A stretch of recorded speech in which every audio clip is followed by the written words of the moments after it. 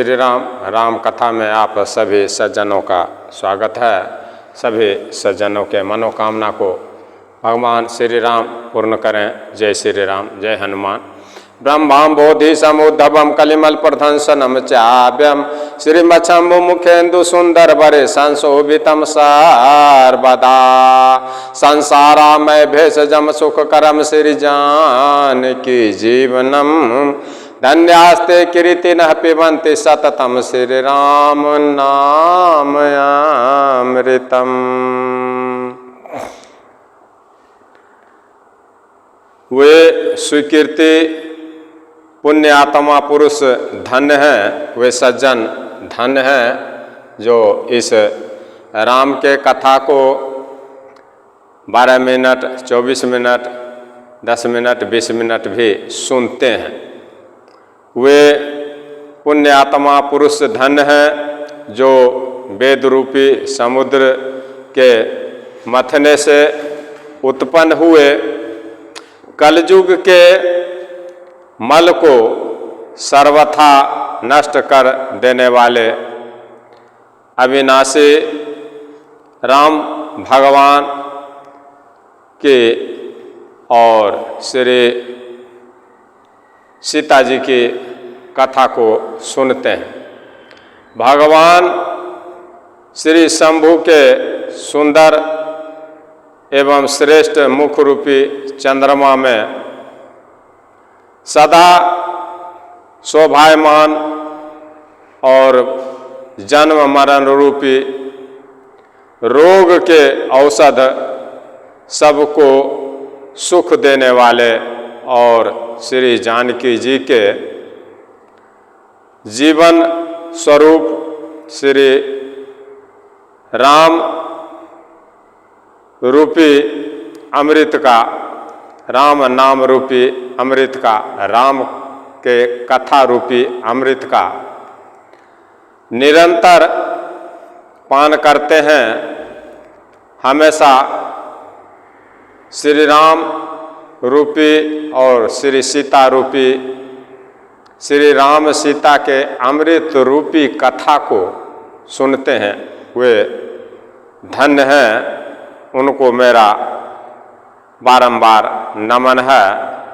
वे सभी भक्तों को मेरा बारंबार जय श्री राम। सुनि लक्ष्मण बेसे बहुरे नयन तरे रे राम गुरु समीप गबने सकुचे परिहरि बाने बाम। लक्ष्मण जी बड़े बुरे भले कह रहे हैं परशुराम जी से। इतना सुनकर लक्ष्मण जी जब परशुराम जी से अपने दिल की बात, चाहे बुरा लगे या अच्छा लगे, वो सब परशुराम जी से कह रहे हैं। तब श्री रामचंद्र जी तिरछी नज़र से लक्ष्मण जी की ओर देख रहे हैं और जिससे लक्ष्मण जी सकचाकर विपरीत बोलना छोड़कर अपने गुरु विश्वामित्र जी के पास जा रहे हैं। अति विनीत मृदु शीतल बाने बोले राम जोर जुग पानी। तब श्री रामचंद्र जी बड़े मीठे भाव से और दोनों हाथ जोड़ करके परशुराम जी के आगे दोनों हाथ जोड़ करके कह रहे हैं मीठे वाणी से कि सुनिए हे महामुनि, हे नाथ, सुनिए, आप तो स्वभाव से ही सुजान हैं और आप बालक के बात को सुनकर कान में ना रखिए, उसे अनसुना कर दीजिए। लक्ष्मण भी जो भी बोले हैं उसको अनसुना कर दीजिए। सुनहु नाथ तुम सहज सुजाना, बालक बचन करिए नहीं काना। इस छोटे बालक के बात को सुनकर आप अनसुना कर दीजिए, इसके बात में गुस्सा ना कीजिए। श्री रामचंद्र जी परशुराम जी से कह रहे हैं। और परशुराम जी श्री रामचंद्र जी की मृदुल वचन को, मीठी बात को सुन रहे हैं। बर रहे बालुक एक स्वभाव, इन्हीं न शांत बेदुस ही काऊ। श्री रामचंद्र जी से परशुराम जी कह रहे हैं कि ये बालक का एक स्वभाव है, लक्ष्मण जी के बारे में, इस बालक का एक स्वभाव है, संत जन इन्हें कभी दोष नहीं लगाते, बालक का स्वभाव होता है। उसी प्रकार से आप संत हैं और ये लक्ष्मण छोटा बालक है, इसमें दोष नहीं गिनती कीजिए। तेहि नहीं कछु काज बिगारा, अपराधी मैं नाथ तुम्हारा। श्री रामचंद्र जी कह रहे हैं कि ये बालक आपके काम को नहीं बिगाड़ा, यानी इस बालक ने धनुष को नहीं तोड़ा है। जो कुछ काम बिगड़ा है तो उसका दोषी हे नाथ, उसका अपराधी मैं हूँ। श्री रामचंद्र जी परशुराम जी से कह रहे हैं। कृपा कोप बधो बंधव गोसाई, मोह पर करिए दास की नाई। इसलिए इस धनुष का अपराधी मैं हूँ, इसलिए हे स्वामी कृपा करके क्रोध को छोड़ दीजिए और क्रोध को छोड़ करके जो कुछ करना हो दास की तरह, अर्थात अपना समझकर मेरे ऊपर कीजिए। कहिए बेगी जेहि विधि रिस जाई, मुनि नायक सोई करो उपाय। प्रभु श्री रामचंद्र जी कह रहे हैं, जिस प्रकार से आपका क्रोध दूर हो जाए, आपका मन शांत हो जाए, हे मुनियों के राजा बतलाइए, मैं वही उपाय करूँगा जिससे कि आपका क्रोध शांत हो जाए और आपका मन शांत हो जाए। वो उपाय बताइए, मैं करूँगा, चाहे आप जो भी उपाय बताएं। परशुराम जी से प्रभु श्री रामचंद्र जी कह रहे हैं। कहिए बेगी जेहि विधि रिस जाई, मुनि नायक सोई करो उपाय। जल्दी आप मुझे उस उपाय को बताइए जिस प्रकार से हे मुनिराज आपका क्रोध दूर हो जाए। कह मुनि राम जाई रिस कैसे, अजहूँ अनुज तब चितब अनैस। तब श्री रामचंद्र जी की मीठी बातों को सुनकर मुनियों के राजा परशुराम जी कह रहे हैं, हे राम क्रोध कैसे जाए, अब तो तेरा छोटा भाई टेढ़ा ही ताक रहा है, अभी तक मुझे तिरछी नज़र से ही देख रहा है। एके कंठ कुठारु नगदिन्हा, तो मैं काह को पुकार के ना। परशुराम जी कह रहे हैं, अभी तक तुम्हारा छोटा भाई लक्ष्मण मुझे तिरछी नज़र से ही देख रहा है और तुम बोल रहे हो कि क्रोध को शांत करने के लिए, तो मेरा क्रोध किस प्रकार से शांत हो तुम ही बताओ कि तुम्हारा भाई मुझे तिरछी नज़र से देखे और मैं क्रोध को शांत कर लूँ। इसकी गर्दन पर, तुम्हारे छोटे भाई लक्ष्मण के गर्दन पर मैंने कुठार ना चलाया तो क्रोध करके मैंने किया ही क्या, मैंने क्रोध करके कुछ नहीं किया। परशुराम जी प्रभु श्री रामचंद्र जी से कह रहे हैं, गर्भ सर्वहि अब निपरबनि, सुनि कुठार गति घोर,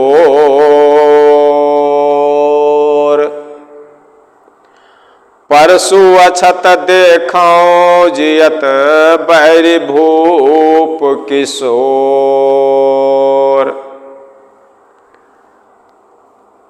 प्रभु श्री रामचंद्र जी से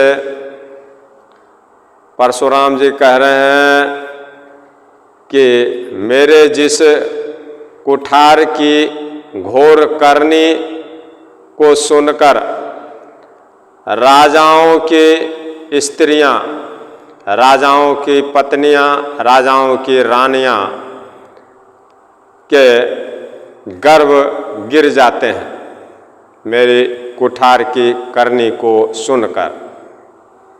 बड़े बड़े राजाओं की, बड़े बड़े रानियों के गर्भ गिर जाते हैं सिर्फ कुठार की करनी को सुनकर। और उसी फरसे के रहते इस शत्रु राजपूत को श्री लक्ष्मण जी के बारे में परशुराम जी कह रहे हैं, उसी फरसे के रहते हुए मैं इस शत्रु राजपूत को जीवित देख रहा हूं। बड़े आश्चर्य की बात है कि जिस फरसे के कारनामे को सुनकर बड़े बड़े रानियों के गर्भ गिर जाते हैं और उस फरसा के रहते हुए उस फरसा को मैं अपने पास रखा हूँ, फिर भी तुम्हारा भाई ये राजपूत लक्ष्मण अभी तक जिंदा है, मैं इसे जिंदा देख रहा हूँ। बहन हाथ दहरिस छाती, भाग कुठार कुंठित नृप घाति। परशुराम जी को बहुत दुख हो रहा है। आखिर इस ब्रह्मांड में परशुराम जी का जितनी बेइज्जती लक्ष्मण जी के द्वारा जनकपुर में और उसमें भी पूरे ब्रह्मांड के राजागण जुटे हुए हैं और पूरे जनकपुर के बच्चे बूढ़े स्त्री पुरुष सभी हैं, उनके बीच में लक्ष्मण जी के द्वारा परशुराम जी को इतनी कठोर वचन सुननी पड़ रही है। कभी अपने जीवन में परशुराम जी ऐसी टेढ़ी, ऐसी क्रोध युक्त वचन किसी के मुख से आज तक नहीं सुने जो लक्ष्मण जी के मुख से निकल रहा है। और परशुराम जी उसे सुन रहे हैं। सुनने के बावजूद भी परशुराम जी का कुछ प्रतिक्रिया नहीं हुआ। यानी परशुराम जी इतना किसी के मुख से अगर सुन लेते तो उन्हें मृत्यु के घाट उतार देते, लेकिन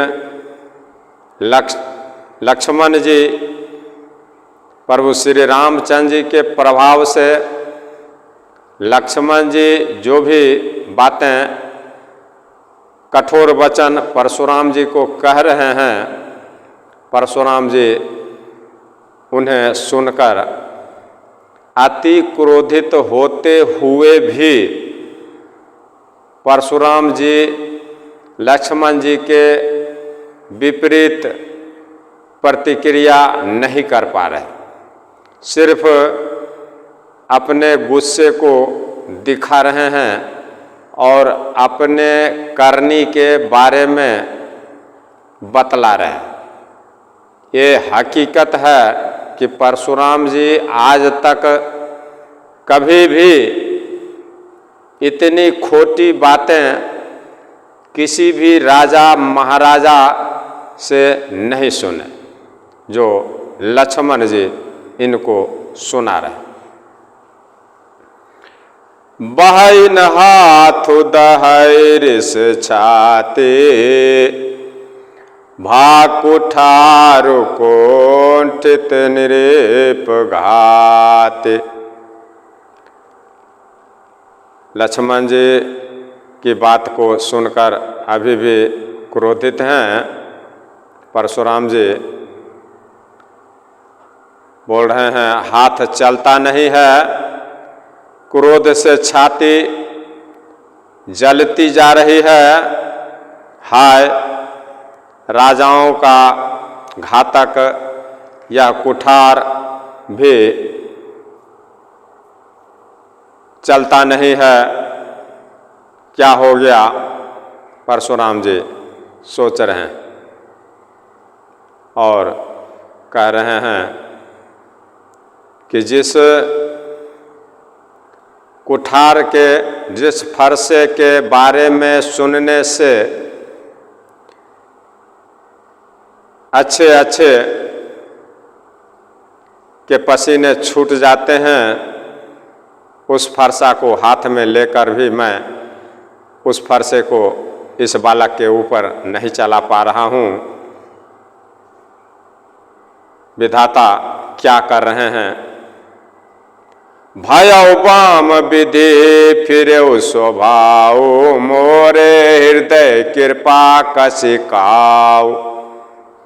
परशुराम जी कह रहे हैं कि विधाता विपरीत हो गए हैं मेरे,